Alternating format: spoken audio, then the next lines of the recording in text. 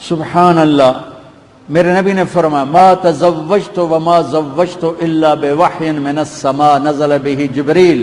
میں نے جہاں شادی کی، میں نے جہاں بیٹی دی، پہلے آسمان سے اللہ کا فرشتہ آیا، یہاں آپ شادی فرمائیں، یہاں بیٹی کی شادی کریں. آپ نے فرمایا میں نے شوق کی شادیاں نہیں کی، اللہ کے امر کی شادیاں کی ہیں، اللہ کے حکم کی شادیاں کی ہیں.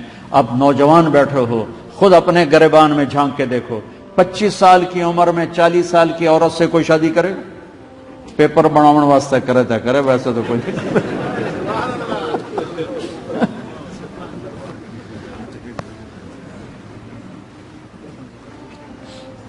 آپ نے 25 سال کی عمر میں 40 سال کی عورت سے شادی کی، حضرت خدیجہ، اور زندگی کے 25 سال ان کے ساتھ گزار دیے.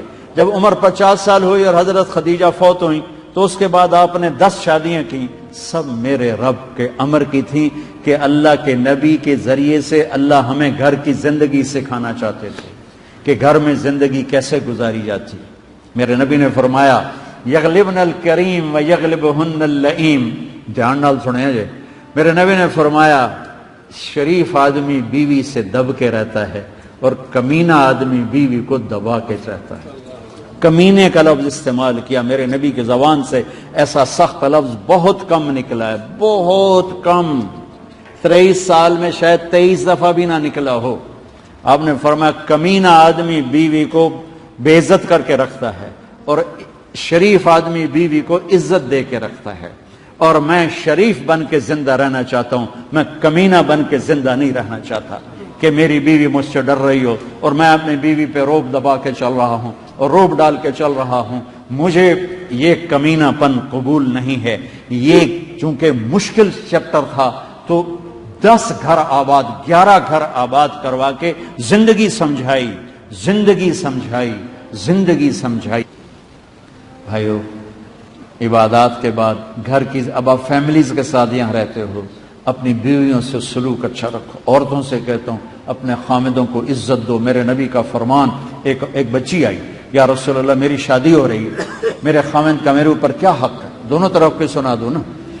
تو میرے خامد کا میرے اوپر کیا حق ہے؟ تو آپ نے فرمایا تیرے خامد کے جسم میں زخم ہو جائیں، ان زخموں میں گندا پانی اکٹھا ہو جائے جس کو ہم پیپ کہتے ہیں، اور تو اپنی زبان سے چاٹ چاٹ کے وہ زخم صاف کرے تو بھی تو نے خامد کا حق ادا نہیں کیا. ایک اونٹ نے آپ کو سجدہ کیا، صحابہ کہنے لگے ہم نہ کریں سجدہ آپ کو. آپ نے فرمایا میری شریعت میں سجدہ صرف اللہ کو ہے، اگر ہوتا تو میں بیوی سے کہتا اپنے خامد کو سجدہ کر. میرے نبی نے فرمایا لو ان المرأة صلت خمسها وصامت شهرها وحسنت فرجها وَأَطَعَتْ بَعْلَهَا دَخْلَتْ مِنْ أَيِّ أَبْوَابِ الْجَنَّةِ شَاءَتْ.